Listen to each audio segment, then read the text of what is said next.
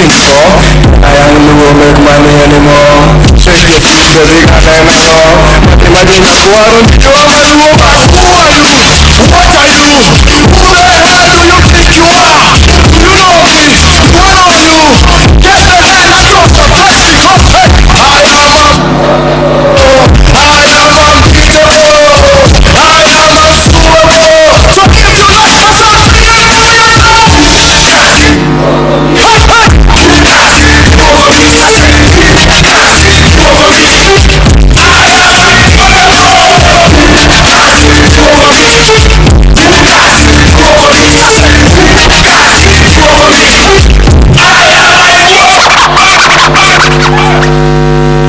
Hello.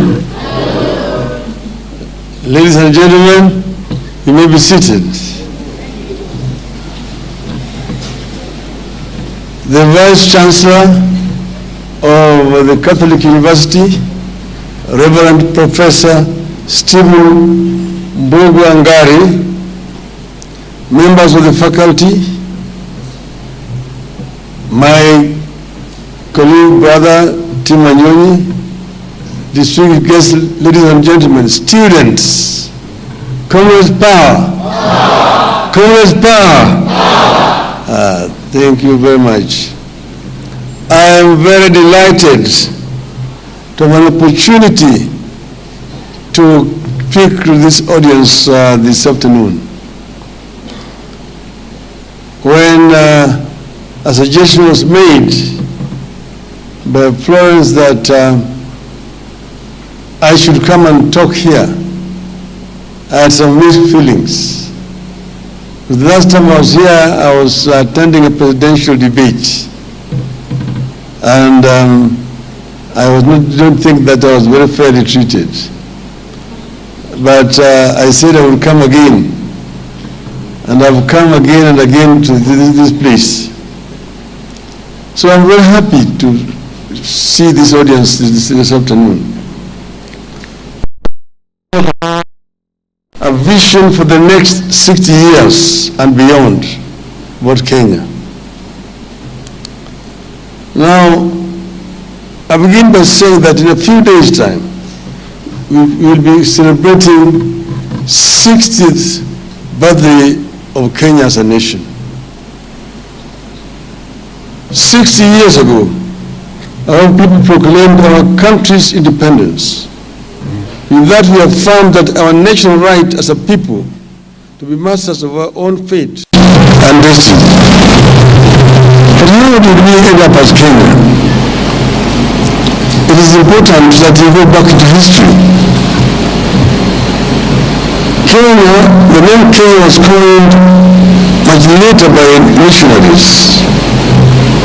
And there's so many versions of it saying a missionary, I think it was called as Herman, was talking to Mkamba around Mount Kenya, and he said, they were talking about Kenyaga.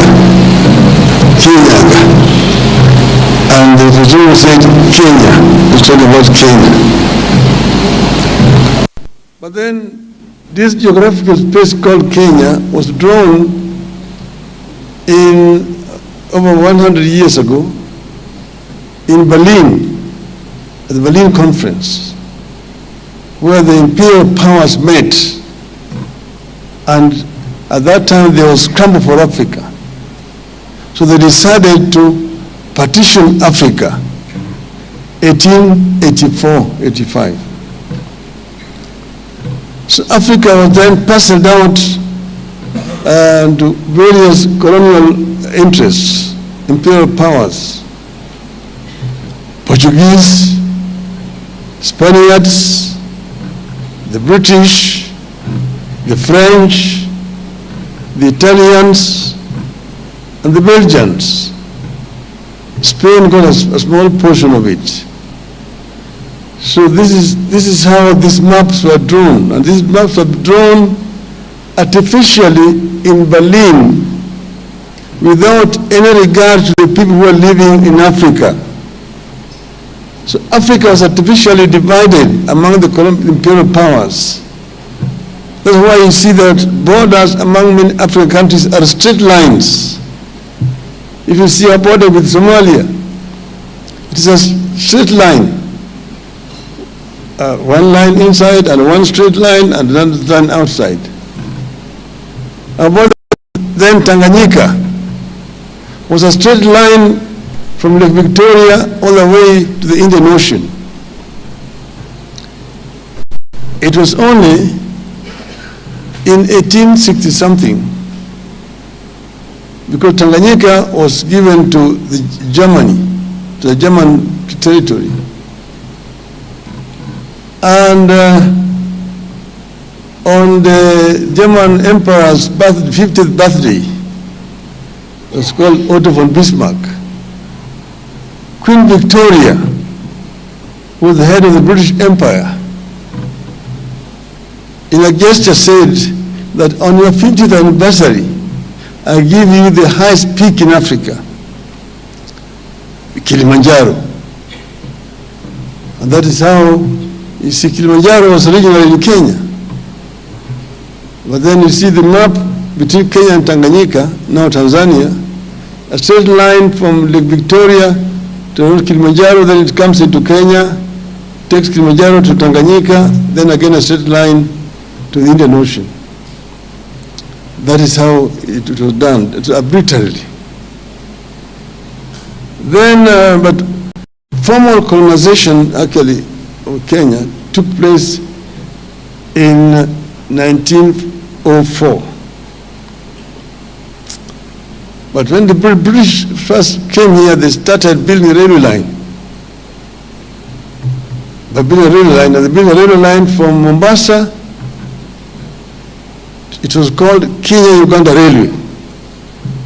It was built from Mombasa up to Kisumu. You ask yourself, if it was Kenya-Uganda Railway, how did it end up in Kisumu? The reason is, at that time, Kisumu was part of Uganda. Uganda's boundary came all the way up to Naivasha. From Naivasha up to Lake Turkana, the west of that was Uganda. That's why it was called Kenya-Uganda Railway. When it reached Kisumu, it had reached Uganda. From there, they were now taken by ship across the lake to Port Bell in Uganda.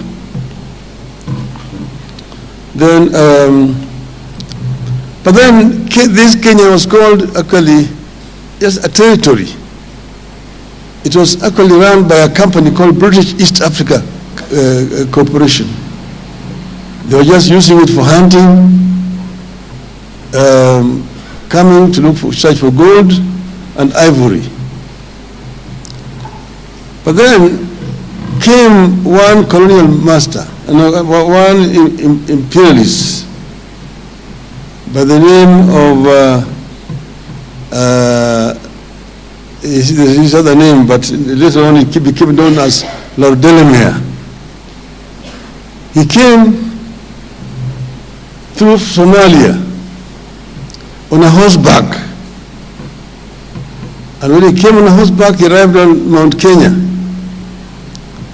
And then he saw a very beautiful land around Mount Kenya. He came down through Laikipia into what is the present day Uhuru, what they called Thompson Falls at that time, into the Rift Valley, through Nakuru, Njoro, Eldoret or Singishu, up to Mount Elgon.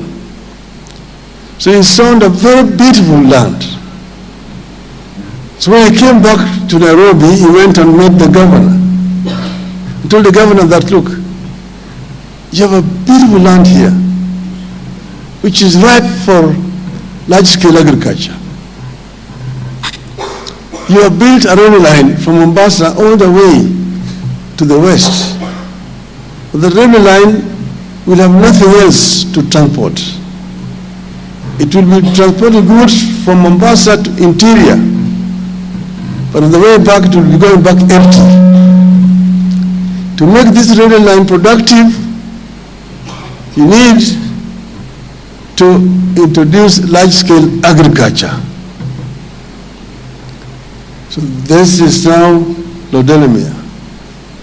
And I'm ready to go back home and campaign and bring white settlers to come and settle here and do large-scale agriculture on condition that you agree that each person I bring here will get 10,000 acres free plus black laborers.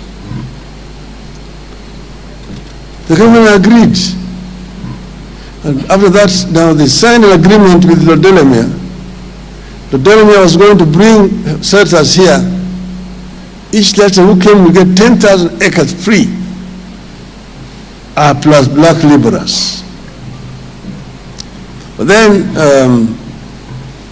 Lodelemia then went back to England. He addressed town hall meetings in London, in Birmingham, in Manchester, in Liverpool, telling them that down there you have found land which is flowing with milk and honey, the biblical Canaan. And whoever agrees to come there will get 10,000 acres free, plus free black laborers. At that time, the story about Africa was very, very disturbing and worrying in England. Nobody wanted to come here. Most people did not want to come. So we got very little response. In frustration, he came back to Kenya. When he came back, someone suggested to him to try down south. So he went down south. He went by ship from Mombasa to Durban. And in Durban, he addressed town hall meeting. Durban, Port Elizabeth, East London, Cape Town, Kimberley, Joburg. There he found a white man who had lived in Africa for generations and who did not fear Africa. They agreed easily to come. The prospect of coming and having their own land, because a number of them were laborers on their own fellow white farms, was very appealing. So they came, and that's how most of white settlers who were here during that period came, a majority Boers from South Africa and Rhodesia. So thus they came here, they got land and got laborers. And so that's how Kenya was then occupied. So we ended up with what was called white highlands in this country. And people were moved, population were moved to create space for these people to settle. From Laikipia, from the slopes of Mount Kenya, the Maasai communities who were living there, the whole of that Laikipia plain, were moved. Around Naivasha, there was a corridor, 10-mile corridor, opened for Maasais to pass with their chaise nombres to go down to Narok and Kajiado, as they call it. Some Maasais were moved from Eldoret area. That area is called Uasin Gishu County today. But the Uasin Gishu Maasai are now in Trans Nzoia, that's where they live. They were moved from there to create space for Wazungus to settle in those areas. In Kericho and Bomet there, the large chunk of land was taken away from the Kipsigis and turned into tea estates. The same thing happened in Nandi. The same thing happened in Central Province area here and around Mount Kenya area. People were moved away from their lands and to create space for large-scale farming. So that's how Kenya was now settled by the white men. And then the white men, of course, they set up administrative structures in the country and ran this country for 60 years. So Kenya is now 60 years independent. It was also 60 years under proper colonial rule. So today now you are almost at 50-50 now. To look at what happened, what did the colonialists do in that 60 years, and what have we done ourselves the 60 years. Over the years, the joy of attained independence after a long struggle, because Kenyans were being oppressed seriously. The land had been taken away. Africans were classified as not even second class, third class people. You had apartheid in this country. There was a white man, there was the Indian, there was the Arab, and then there was the African, number 4, that time. And people rose up in resistance to this colonial rule.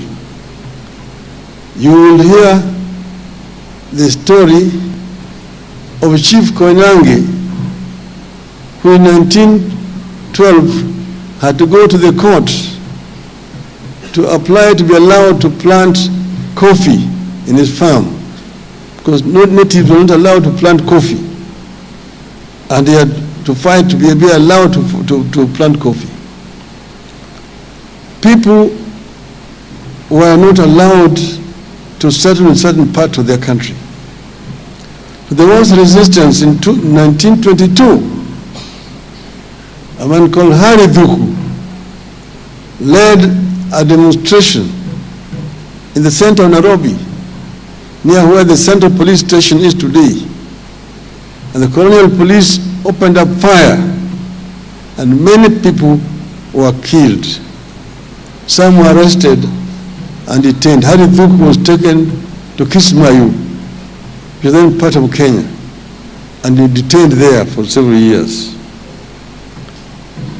Then came later on the struggle for land, the Mau struggle. But there was also struggle in other parts of the country, Western Kenya. But before that, the Nandi resistance that you heard about, led by Samuel Koitalel. The Kamba resistance here, led by Mwindu Mbingu. The resistance by the people of Western Kenya, Ojijo Teko, Agula Awala,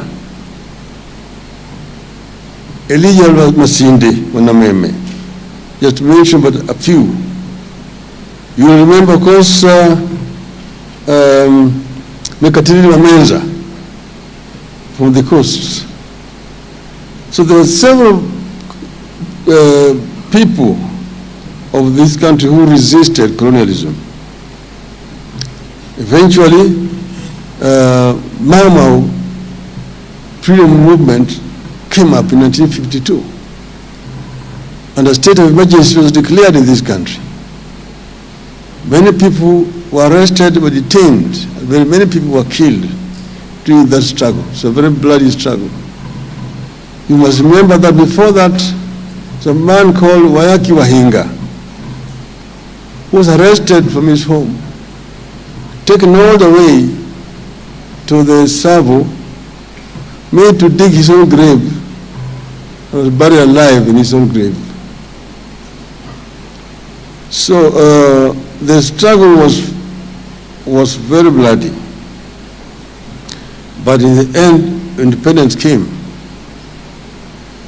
And independence was a combination, the struggle was a combination of the freedom fighters who were fighting and those who mobilized the masses to protest, to urge for independence in this country. And of course you remember the Kapenguria 6, Jomo Kenyatta, Willard Kagia, Chingoneko, Kuru Karumba, Fred Kubai, Paul Ngei. Then came the first elected African members of LEGICO.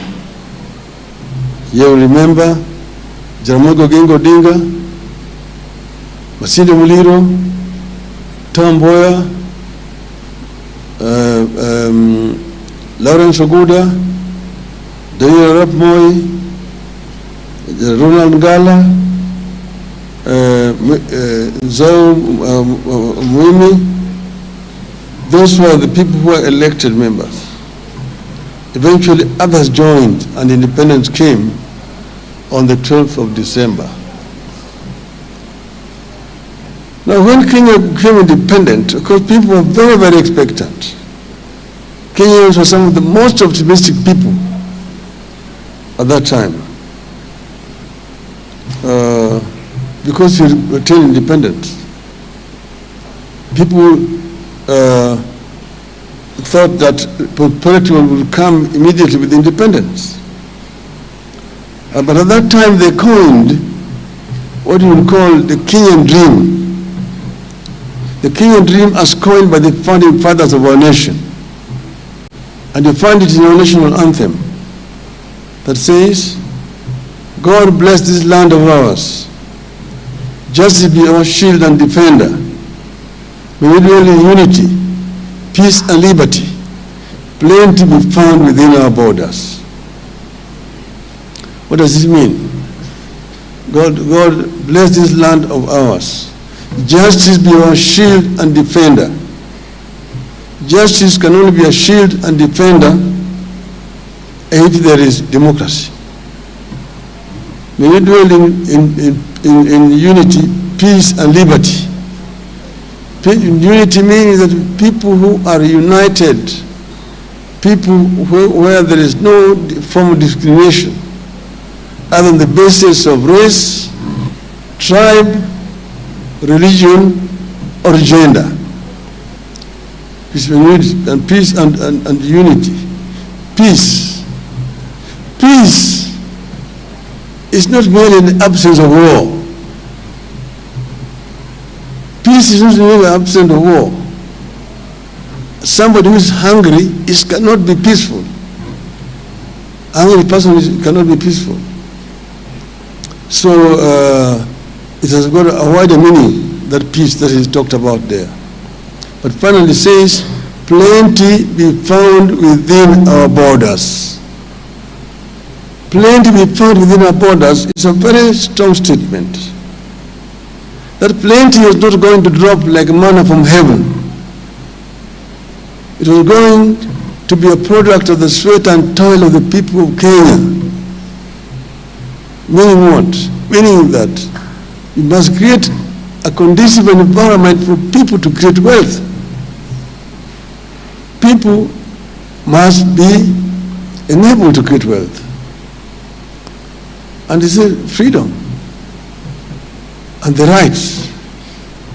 One is the right to life was fundamental. To the right to health is fundamental. The right to quality education is fundamental. Right to food, fundamental. Right to talk to education. Right to education. So all these were there. But then people were expectant. But over the years, the joy of independence has been tempered by many battles, a struggle that has continued for 6 decades. We have fought poverty, we have fought ignorance, we have fought disease, we have fought corruption, and we have fought tribalism. But these challenges march on with us. In spite of our tribulations and against monumental odds, we have fought and we are still struggling to build a thriving democracy. We are still fighting for individual freedom within our free nation. We have become the beacon of hope for the millions of immigrants for the 4 corners of the earth. We are struggling to forge a free and modern society. that lives by the ideals of liberty, justice, and respect for human rights. We have fought and we are still fighting not to let any obstacle stand in the way of our destiny. I have been extremely fortunate to see the emergence and progression of Kenya up and close. First, as the son of a freedom fighter, my father was involved. Two, as the son of the first vice president for a brief period. And three, as a son of a vice president turned a detainee, a fighter for the second liberation, a detainee myself, as a minister, an opposition leader, and as a prime minister. The people of Kenya endured the pain of colonialism, the tragedy of single-party dictatorship, and the horror of the economic collapse of the 1980s and 1990s, enabled by the elite corruption and the weird policies like the structural adjustment programs of the World Bank and IMF. In these periods of colonialism, elite corruption, and ethnicization of national life, colorless and cruel leaders took away lives and broke apart families through detention camps, jails, assassinations, and state-enabled high level of poverty. But all these tragedies and unfortunate turn of events could not take away the spirit of the Kenyan people. I have seen Kenyans pick the armor of courage to confront dictatorships and bad regimes. This 60th anniversary is therefore a good time to reflect on our past. It is also a time to look to the future. Where will this country be on the 120th anniversary of its birth, another 60 years from today, which will be the year 2083. This is a challenge that I want Kenyans to reflect on. Where we are going to be 60 years from today. Will we still be a country going around the world with begging bowls?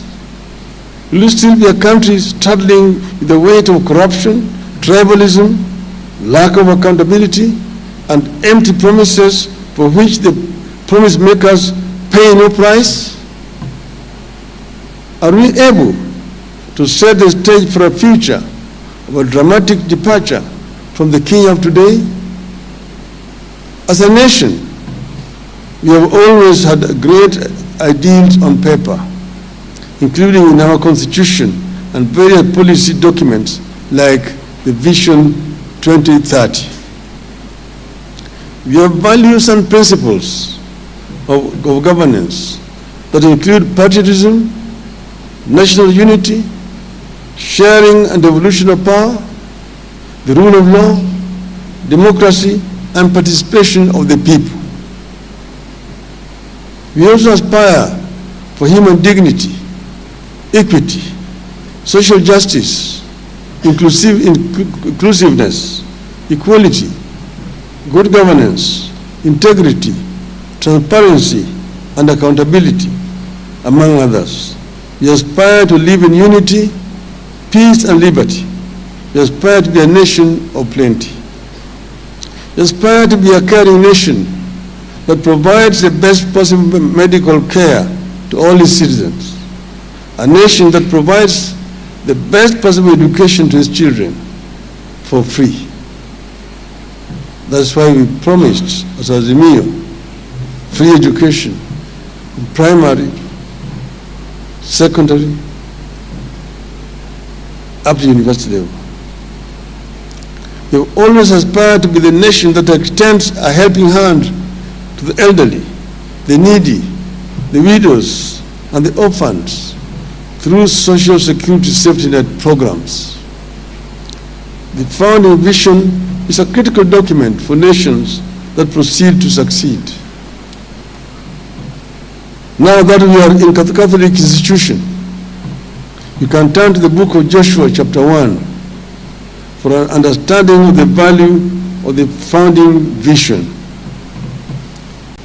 God talks to Joshua about the founding vision in the following words, and I quote, "Be careful to obey all the law my servant Moses gave you.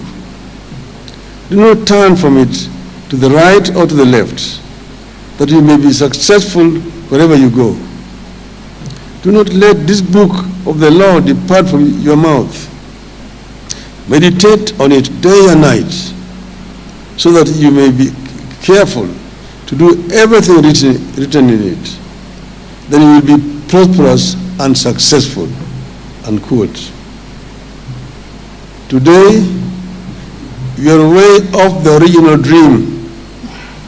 The nation is reeling under the heavy burden of corruption, officially sanctioned tribalism, heavy burden of taxation, and a harsh and heartless leadership. We are not the confident nation we have been over the decades. Once upon a time, Kenyans were too proud and so confident of their nation that they refused to seek jobs abroad, including the United Nations. Today, our people are scrambling to leave the country. A recent study by Pew Research showed that up to 54% of Kenyans would wish to relocate from the country. Our children are struggling to get farm jobs in Israel, to be house helps in Saudi Arabia, and security personnel in Qatar. And the president is looking for jobs for them there, to become ayahs there. Government officers themselves, including a whole president, openly say that they're trying to get jobs abroad for Kenyans. Young people with the new skills and knowledge that we need are being exported because the government cannot create jobs. And the government sees it as an achievement. It is the responsibility of a government to create jobs in the country, not to look for jobs outside. When you have a whole president running out there that is looking for jobs for people here, something is terribly wrong. We live on debt, but we still live large. We drove ourselves into the trap of the IMF and the World Bank and their unusual conditionalities that are driving us back to the 1980s and 90s. We are on the downward spiral, and a steady one at that. We are staring at a doomed future.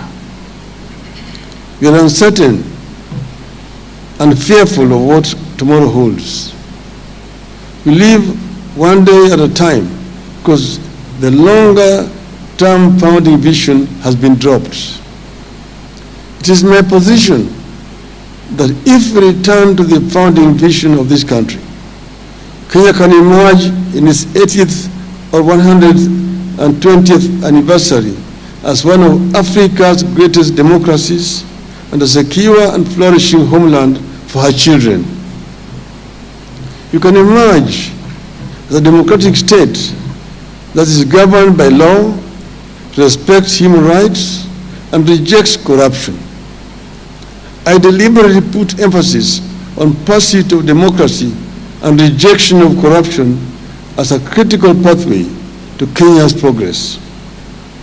If we return to the founding vision in the coming decades, Kenya will be able to witness a period characterized by tolerance and integration between communities. The country will witness equitable sharing of the wealth that God put at our disposal. If we return to the founding vision, Kenya will live through a period where leaders answer to the people, not the other way around. we'll have a country where leaders focus their energies on important things like founding education and schools, fighting corruption, creating jobs here for the children, we educate and casing the burdens of the people. Kenya will then open up a hopeful chapter in which people can live a normal lives. As things stand today, Kenyans are not living normal lives. The dramatic departure the country needs from the sorry state of affairs of today will not arrive easily.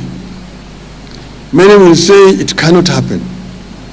It will meet violent and even deadly resistance. Transition is a bold vision, but I know it can be achieved.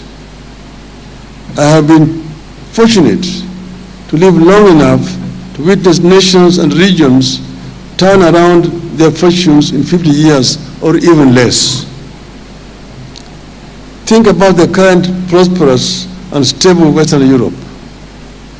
Europe went through total war and genocide that ended in 1945. During and after that war, it was difficult to believe that 50 years later, Western Europe would be free, peaceful, and prosperous. And I happened to have been in Germany, which was the aggressor, and which was completely devastated. Most German cities were razed to the ground by bombs after the war had actually ended.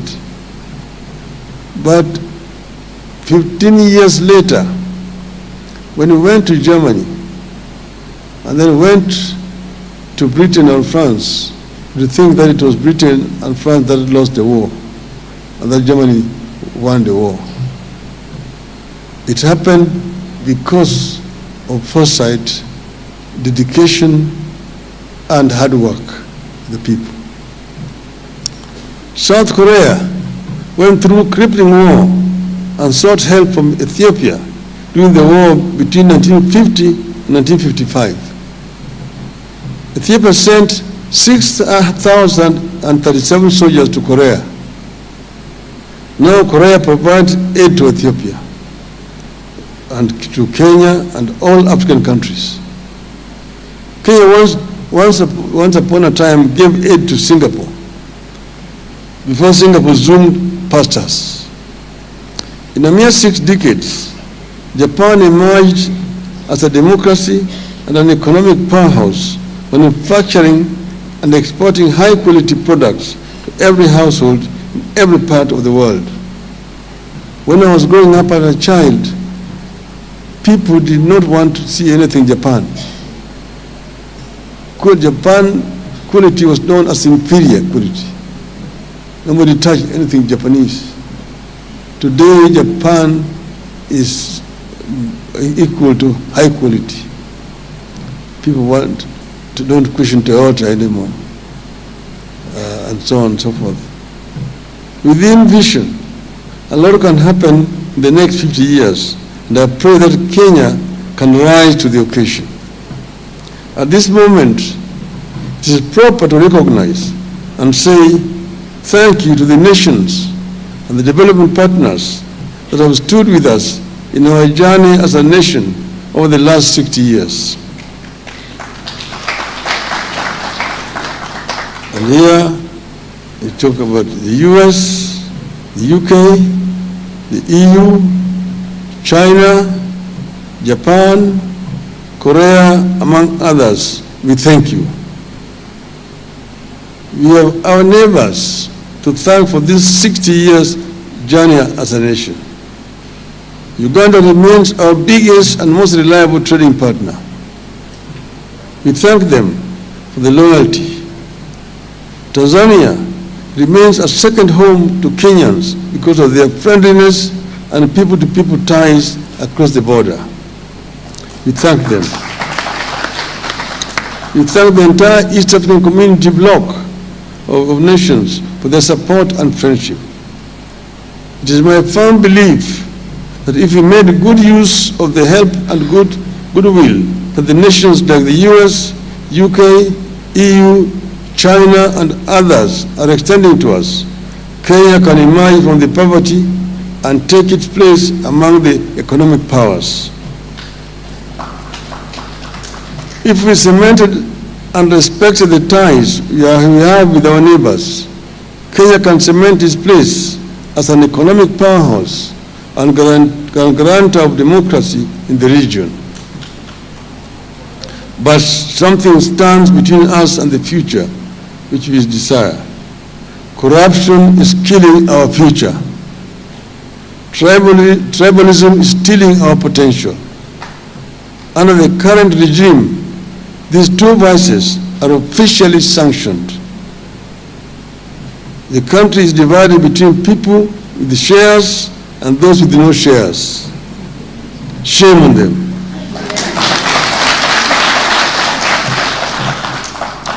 The corrupt are getting plum jobs and state protection, while those who try to stop corruption get arrested and arraigned on trumped-up charges. In the case of KCPE, indications are that NEC as an institution will be sacrificed to protect the cartels. I therefore wish to call on our development partners to partner with us in calling out the ills of corruption and tribalism and that are crippling our country and making nonsense of the aid we obtain from abroad. The transformation of this country deserves requires a generation of leaders with the courage to confront and defeat corruption and tribalism and direct public resources to public causes without discrimination. We need a generation of leaders who stand firm on the solid rock of values and who can tell when the nation is taking the wrong turn. From where I stand and at my age, I know the country is taking a wrong turn when a 14-year-old child has to go to court to seek justice over KCPE marks. Kenya is failing her children. I know the country is taking a wrong turn when workers take home only a third of their basic salaries, the rest going to taxes. When somebody told me that take my salary and give me the tax, I'm better off with the tax than the salary. It is wrong when a person earning 50,000 shillings has to surrender 20.5% of that money to compulsory taxes. We need a change that will make our fathers proud of the nation they founded. We need to return to the original vision of a selfless leadership that will be a light unto other nations. We need to secure this country and its future by building a mighty democracy that can endure and withstand the worst of the challenges to our nationhood that might emerge in future. And I believe it is possible. It can be done. We can do it. God bless Kenya.